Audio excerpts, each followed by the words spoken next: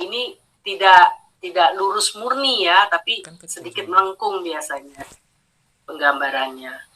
Jadi ini tekanan tinggi ke tekanan rendah. Jadi masuknya bertekanan tinggi, keluarnya tekanan rendah. Nah, secara umum memang rumusnya tetap ini, M dot H in min H out. Cuma untuk menentukan berapa H in dan H out, itu kalau tidak ada tabelnya, gitu. Kalau ada bisa, gitu ya. Jadi lihat kondisi tekanan dan temperatur masuk, gitu kan. Sama dengan yang konsep yang kita pelajari sebelumnya. Tapi karena ini pun terlalu bebas, artinya terlalu banyak variabel gitu, akhirnya ya jarang sih ada yang bikin tabel gitu, ada yang mengeluarkan tabel lengkap. Sehingga kita harus mempelajarinya dari rumus termodinamika untuk gas ideal. Ya, ini adalah rumus termodinamik untuk gas. Kalau Anda belajar lagi di termodinamika, mungkin ada sifat termodinamik untuk gas, maka kita dapatkan kalau kerjanya isentropik gitu ya. Jadi untuk yang ideal ini, maka berlaku T out per T in sama dengan P out per P in pangkat K-1 per K. Di mana K-nya itu adalah konstanta ketetapan untuk udara. Ya kalau dia pakai udara ya. Tapi kalau misalkan gas diterapkan pada gas yang lain, misalkan pengen turbin gas tapi bukan untuk udara gitu, mungkin pakai gas yang lain gitu turbinnya, maka nilai K-nya harus dipakai untuk gas tersebut.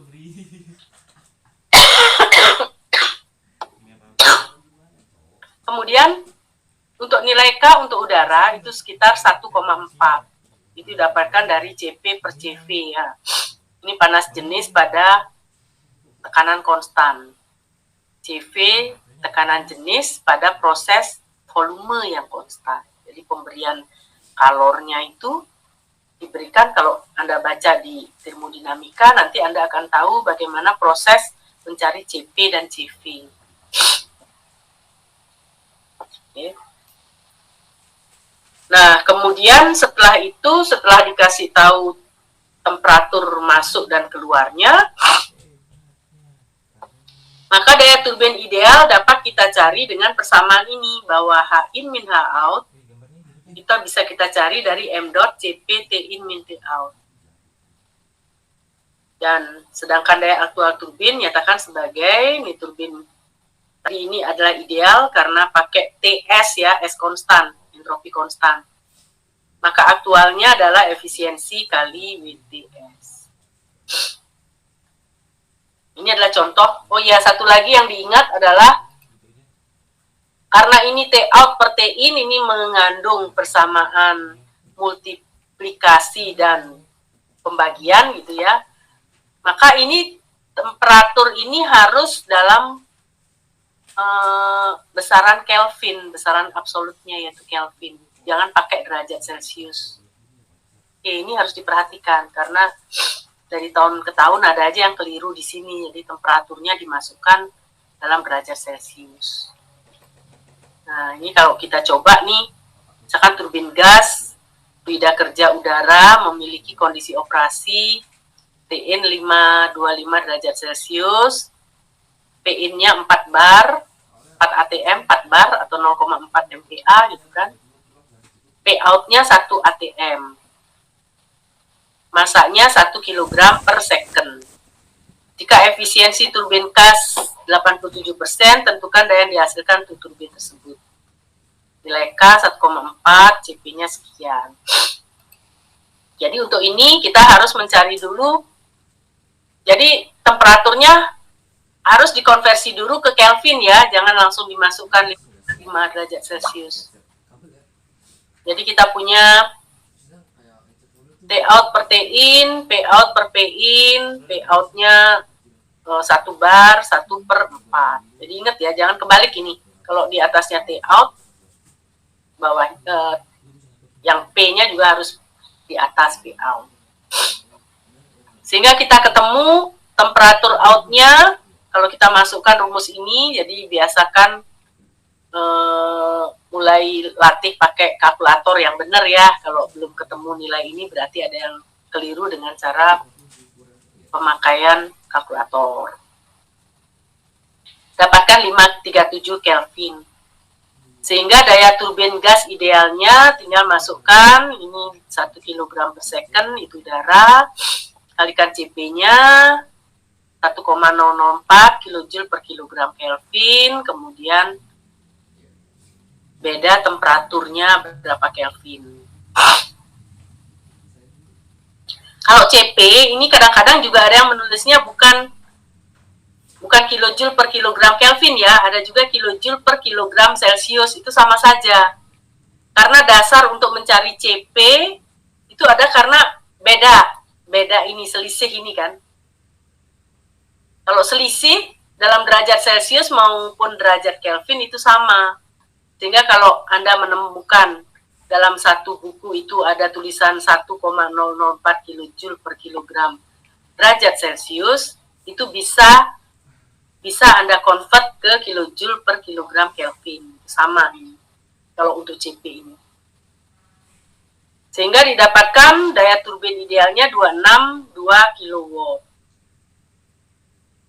Nah, kalau aktualnya gimana? Tinggal dikalikan dengan 87%. Jadi ingat ya, kalau yang dihasilkan dari turbin itu biasanya lebih kecil dari kondisi ideal. Nanti terbalik dengan kompresor. Kalau kompresor, daya yang harus kita berikan harus lebih besar dari daya idealnya gitu. Jadi kebalik di situ. Oke, sampai sini ada pertanyaan kah?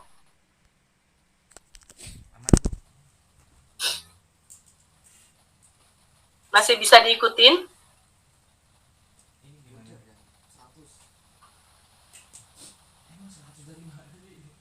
Oke, kalau yang sebaliknya dari turbin adalah kompresor. Ini tujuannya untuk meningkatkan tekanan gas atau udara. Jadi hampir nih kebalikan, kalau kemarin pompa itu kebalikan dari turbin air, sekarang kompresor kebalikan dari turbin gas.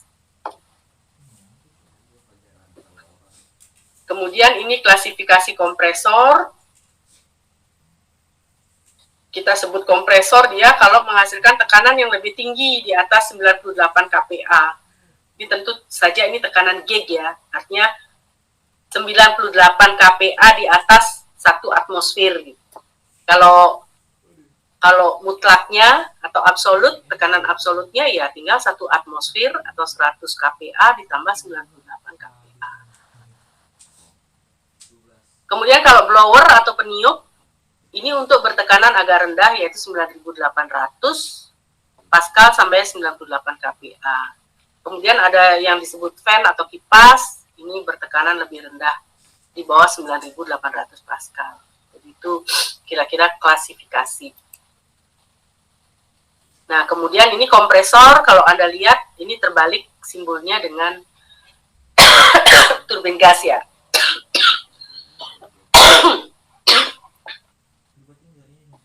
Sehingga gambar diagram prosesnya juga terbalik. Jadi ini dari tekanan rendah ke tekanan tinggi.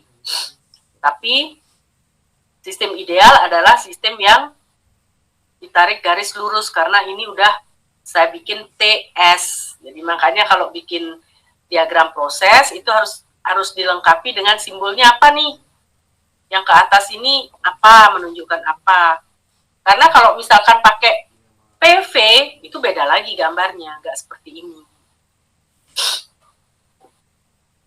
Oke, jadi ini contoh soal untuk kompresor. Tentukan daya yang dibutuhkan kompresor dengan fluida kerja udara dengan kondisi sebagai berikut. Jadi misalkan temperatur udara biasa ya 20 derajat Celcius 1 atmosfer, kemudian pengen P out-nya 4 atm. Efisiensi kompresor 65%. Jadi tentukan daya. Ini kayaknya kayak di apa namanya? kayak pompa ban gitu ya. Pompa ban itu kan 20 derajat Celcius, kemudian biasanya sampai 4 bar gitu, berapa bar untuk ngisi tangkinya. Baik, tentukan temperatur udara keluar kompresor dulu. Kalau udah tahu begitu, berarti kita cari temperatur keluarnya berapa. Di samping T-in-nya harus diubah ke derajat Kelvin. Sehingga kita dapat 293 P out per ini 435. Kemudian daya ideal kompresor tentu dapatkan sekian. Daya aktual kompresornya menjadi sekian. Jadi lebih besar ya kalau daya yang diperlukan. Ingat nih efisiensinya jadi di bawah nih untuk memperbesar.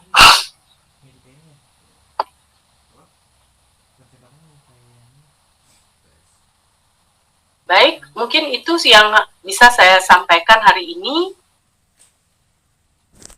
Ada pertanyaan?